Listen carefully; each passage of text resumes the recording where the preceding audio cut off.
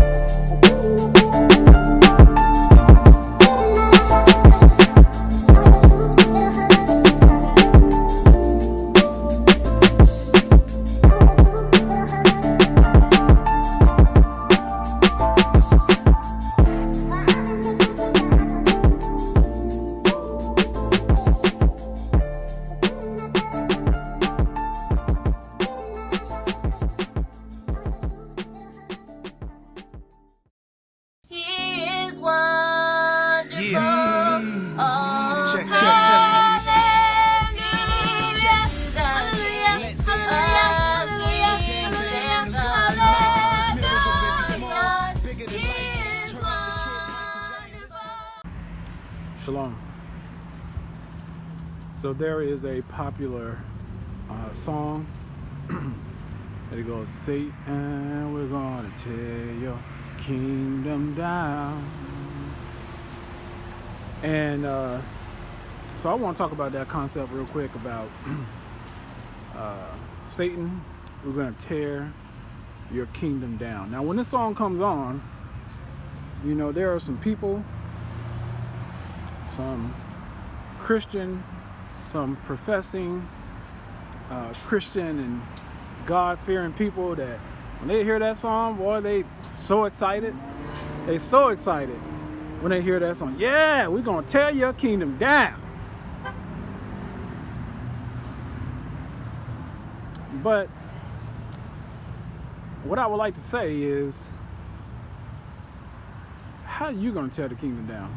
How are you going to tear Satan's kingdom down when you're a part of it? How are you going to tear Satan's kingdom down? You see, Baal, okay? If Baal is against Baal, then his house will not stand, okay?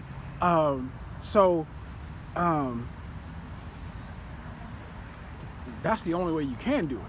See, but as you are, you can't tear Satan's kingdom down, because every brick that you remove, you're gonna put another one right back up. You see, you can't tear down Satan's kingdom when you are steadily eating pork.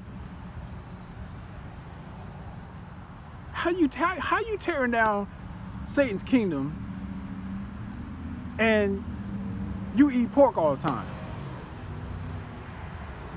How are you tearing down Satan's kingdom when you think it's okay for you to tell lies? How are you tearing down Satan's kingdom when you cheat and lie and do whatever it is that you want every chance that you get? But you're going to tear down Satan's kingdom. Okay. All right. Thanksgiving, the pagan festival just passed. And you think that it's a small thing, that God doesn't care, okay? Even though he expressly says it. It's in his written word, okay? It says right here, okay? These are things you can't eat, these things you can't eat. Let me give you a specific example. The pig, don't eat that. Because while it is cloven at the hoof, it does not chew the cud, okay? So that's why you can't eat it, okay? Can't eat it because it's cloven at the hoof, okay? Which means, you know, it looks something like this, okay? All right? And it does not chew the cud, okay? Doesn't have that multiple digestive process that something like a cow has, okay? For reprocessing its food so that it is thoroughly broken down. It does not chew the cud. That's what that means, okay? So how are you tearing down Satan's kingdom? Because you say, well, I don't care what God said about it. He don't really care about that, even though he said it, okay? And then you say, well, what Jesus said, first of all, Jesus is not God, okay? First of all, first and foremost, Jesus is not God, okay? He testified of God, that God sent him into the world to do his work. That's his words. He says, that's my Father, okay? I am his son. He said, okay, is it not written in your word, I have said ye are gods? So how have I sinned because I said I am the Son of God, okay? You see, his enemy said that he claimed to be God. That's what they said. His enemy said that. His adversary said he claimed to be God. He said, no. How have I sinned when I tell you that I am the Son of God? Okay, and is God not the Father of all? God is the Father of all. Okay, that would make all of his children his sons and daughters. Okay, all of his children are his sons and daughters. He's the Father of all. Okay, yeah, check. He created all things. Yep, okay, that would make him like the Father. He created all things. Okay, so yeah, that's my Father. If I say I'm his son, check. Yeah, that checks off. That's correct. That's correct. All right, so he's not God. He didn't claim to be God. Okay, he prayed to God. Okay, his enemies and men later on came and said, okay, he's God, but he never claimed to be God.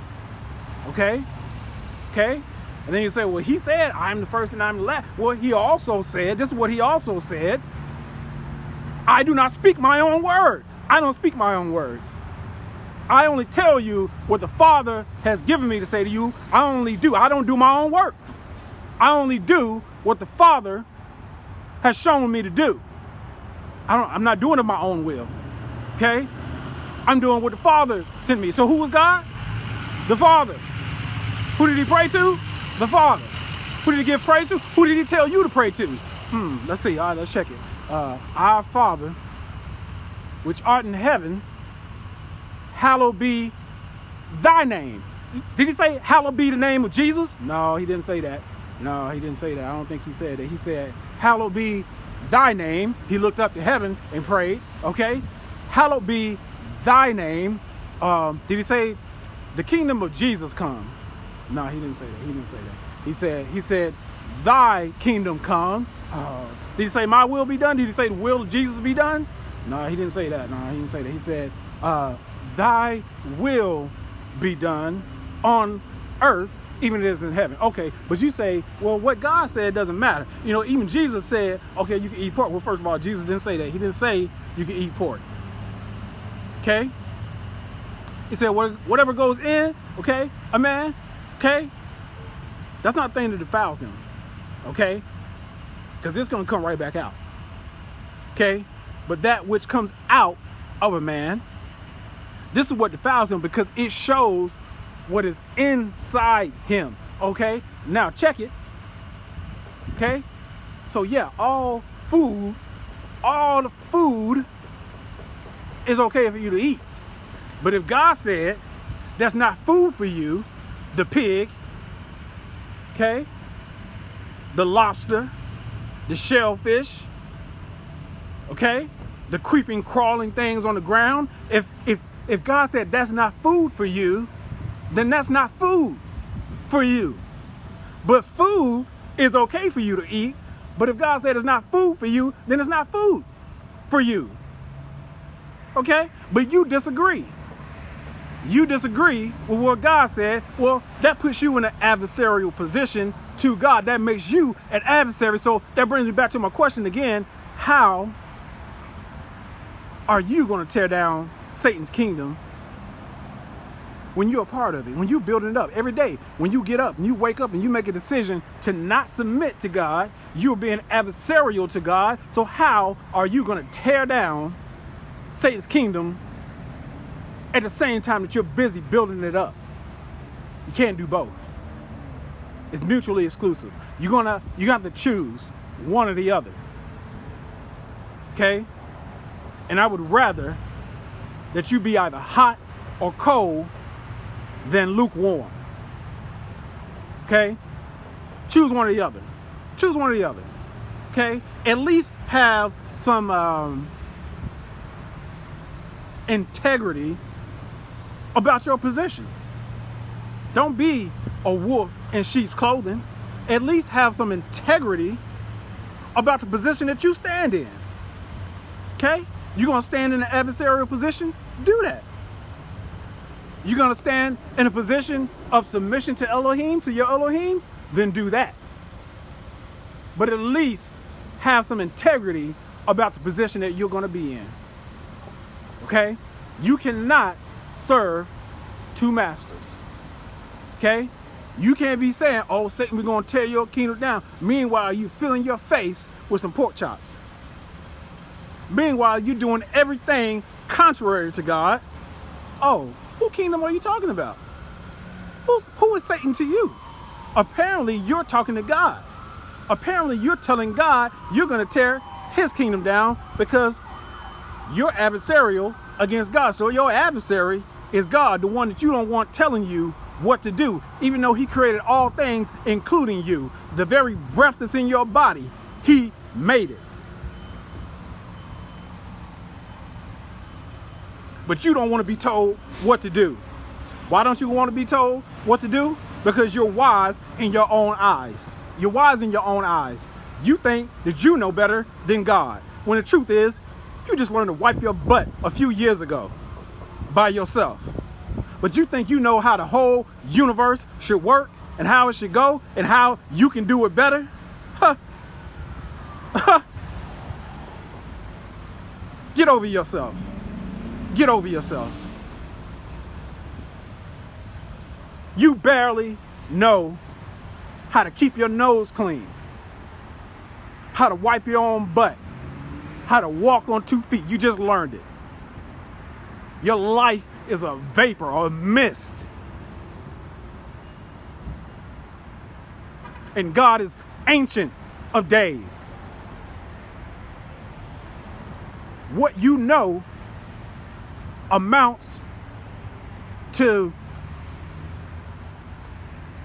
grains of sand. in the whole earth. Just a few grains of sand. Barely that, even. Maybe one grain of sand, what you know, all of your wisdom, all of your understanding. Just a grain of sand in all the universe, not just the earth, and all the universe, okay? That's what you know amounts to. So humble yourself before your Elohim, before he humbles you. You see, you're talking about tearing down Satan's kingdom.